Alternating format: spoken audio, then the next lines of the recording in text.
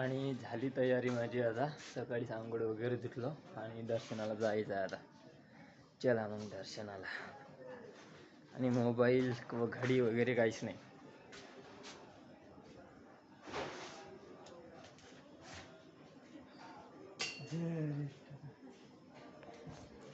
पांडुरंग विठ्ठला.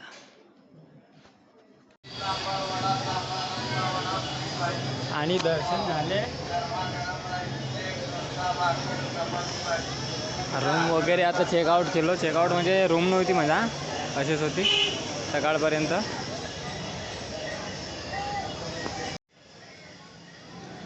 गडचिरोली ते रायगड आणि रायगड ते पंढरपूर ट्रॅव्हलिंग ब्लॉगमध्ये तुमचं सगळ्याचं स्वागत आहे. डे 4. आणि सकाळीच 3 वाजता आंघोळ वगैरे करून दर्शनासाठी गेलो. लॉकरमध्ये मोबाईल, घडी आणि बॅग ठेवून जिथं रूम आहे तिथंच ठेवलं होतं. आणि मग दर्शन करायला मला 12:30 वाजले. आणि जेवण वगैरे करायचं 1-1:30 वाजला. आणि मग निघालो मी डेपोकडे. आणि इथून जाताना घरी न्यासाठी पण थोडं बहुत सामान घेतलं. आज गणपती मंदिर आणि मागं नाका श्रीकृष्ण मंदिर आहे बड्यापैकी. दर्शन केलो म्हणा मी. मोबाईल स्विच ऑफ होता तेव्हा. भाऊ भटकलो काल. आता एक वेळ गेलो.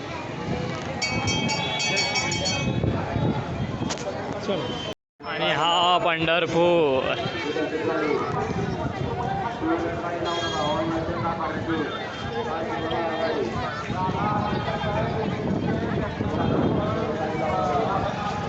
छत्रपती शिवाजी महाराज. काल भाऊ काय पाहिलं तिकडं गजानन महाराज मंदिर वगैरे मस्त वाटलं. आणि इथं अन्नदात्याचा हे चालू, मोर्चा चालू आहे. जय जवान जय किसान.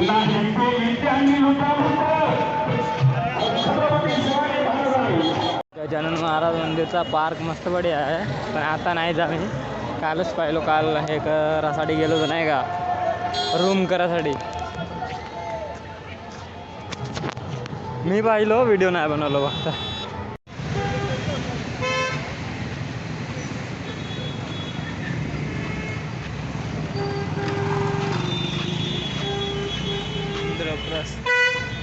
इंद्रप्रस्थ.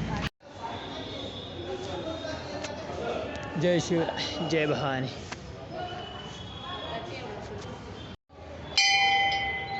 गणपती बाप्पा मोरया. काल रात्री मार्ग दाखवले, आता आजही मार्ग दाखवा गावाकडे जाण्याचा. कम्प्लीट झालो. कारण की सांगू का, गणपती थांबा पहिला. आणि नाही का नागपूर बस आहे इथून डायरेक्ट 6 वाजताची. तिच्यानंच जाऊ आता. तसा प्लॅन तुळजापूरला जायचा होता पण गाड्या भेटत नाही आहेत. इकडून तिकडं बदलावा लागत. आणि जाणी तर बसनंच आहे आता.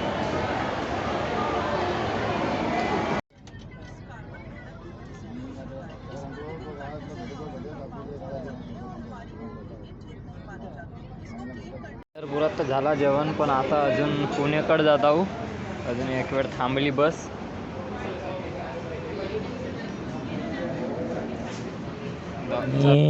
आणि पंढरपुरात बसलो होतो ना डेपोमध्ये, तर कुठं जाऊ कुठं नाही काही समजत नव्हता. ट्रेन एकही नव्हती, नागपूरची नव्हती.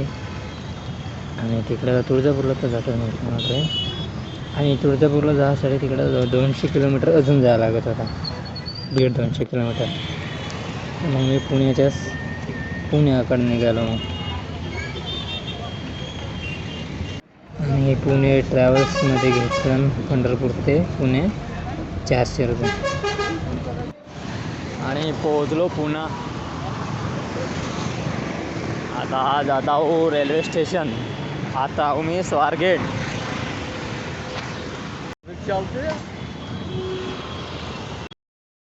आणि एक नोटीस केलो का पूर्ण गाड्या तिकडून इकडे येत आहेत, पण इकडून तिकडं जात नसेल, चालत जावं लागत आहे. आणि आता पुण्याला आलो तर चला म्हणलो दगडूशेठ हलवाईचे दर्शन घेऊनच जाऊया घराकडे. आता खायला अजून काय करायचं. दगडूशेठ हलवाईच्या पहिलंच हे मंदिर पडते. आता कोणता तरी हो आठवण नाही मला. तर या मंदिराचे दर्शन घेतलं आणि दगडूशेठ हलवाईचं मंदिर स्वारगेटवरून होता 2 ते 2.5 किलोमीटर. पैदलच आलो आणि रेल्वे स्टेशन इथून आहे 3 ते 3.5 किलोमीटर. तरी पैदलच गेलो. आता बस भेटली मधामध्ये. 1 किलोमीटरचा सफर फक्त कमी झाला माझा. 7 किलोमीटरचा मी प्रवासाला घ्या स्वारगेटवरून.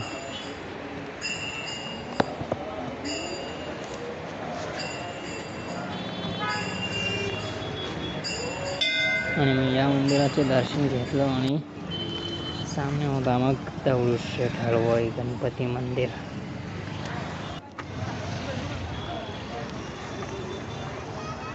View bro. आणि इथं आलो तर चालत आल्यावर आरती चालूच होती 9-9:30 वाजताची. भेटले आजकाल आरती पण भेटली मला. पण दर्शन घेईन म्हणलं, थांबून म्हणलं, पण ट्रेन 10:20ची होती तर आरती करतलं थांबलं.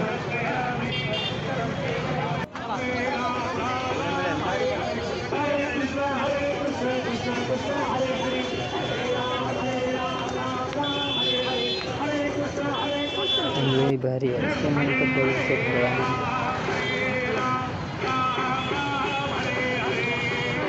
स्टेशन चालूच होता. कोणत्या गल्ल्यातून गेलो ना कोणत्या याच्यातून गेलो मला नाही माहिती, पण जाऊन पोहोचलो दगडूशेठ हलवाई.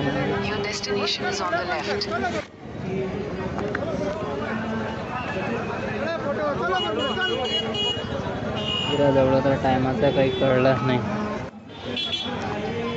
किती झालं किती नाही. गावात विचार नव्हतो दर्शन घेतलं तर ट्रेन होती माझी 10:20ची. तर मग फोटो व्हिडिओ काढलो आणि मग चला म्हणलो आता ते म्हणतात दगडूशेठ हलवाई गणपती मंदिर. जय श्रीराम. गणपती बाप्पा.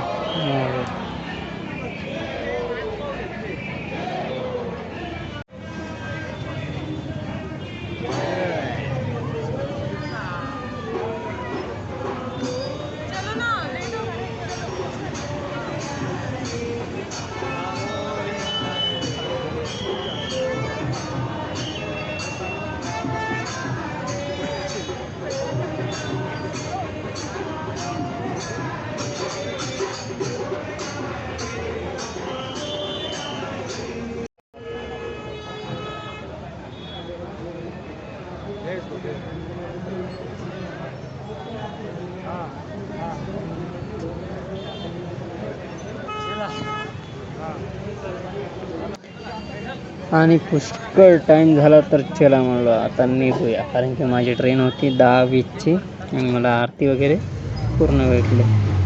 आणि पायदळच येत होतं तर बस भेटली 10 रुपयामध्ये रेल्वे स्टेशनजवळ आणि सोडला.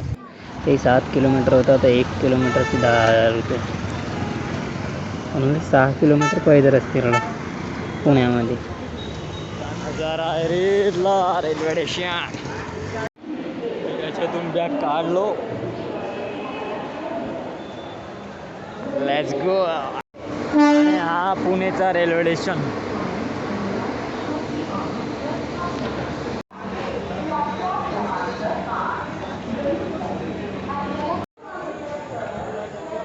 यार आणि का हो यार गर्दी, नागपूर जाण्यासाठी भयानक गर्दी होती.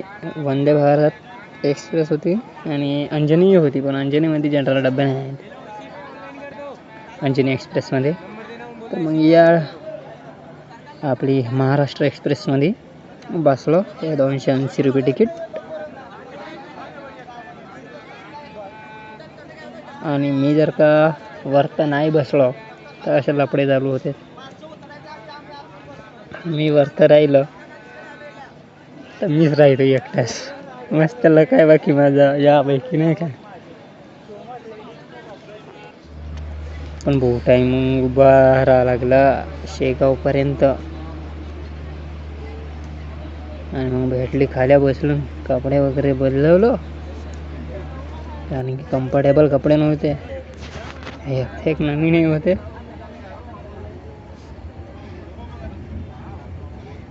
काही खरी नाही जनरल डब्यामध्ये.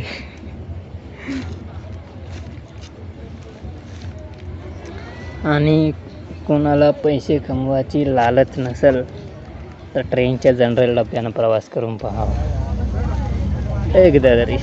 आणि लंबा प्रवास, 1 ना 2 ना 3 ना 4 घंट्याचा नाही. मी आत्ता पुणे ते नागपूर 19 तासाचा प्रवास आहे माझा. आणि शेगावला कधी पोहोचेल? सकाळी पोहोचेल. मी आता पहिलं सांगलो शेगावमध्ये सीट भेटली म्हणून. मी कपडे चेंज करायला गेलो तेव्हाच बाथरूम वगैरे गेला. आणि सकाळी इथे बाथरूमला गेलास तर सीट गेली. जनरल डब्बा भाई, असंच राहते जनरल डब्याचा. म्हणून एक तरी वेळा नाही का जनरल डब्याचा प्रवास करा.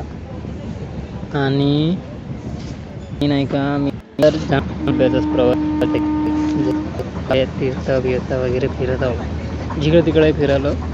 ते वेळेस ते उज्जैनला गेलो तेव्हा काढला होता.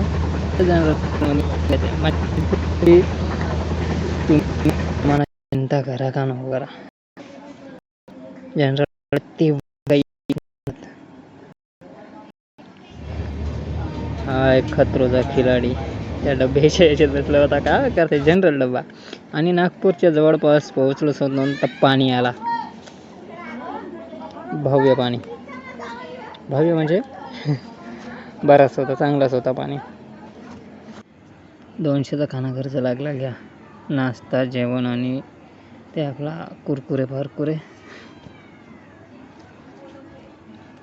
आणि मग जाऊन पोहोचलो डेपो. तर डेपोमध्ये भेटला मला चामोर्शीचा आर्मीवाला बंदा, तो आणि मी. आणि डेचे 9:30 वाजले. तर मी येताना नाश्ता आणि ट्रॅव्हलची तिकीट 300. आणि इथंच ब्लॉग समाप्त करतो. धन्यवाद. जय शिवराय.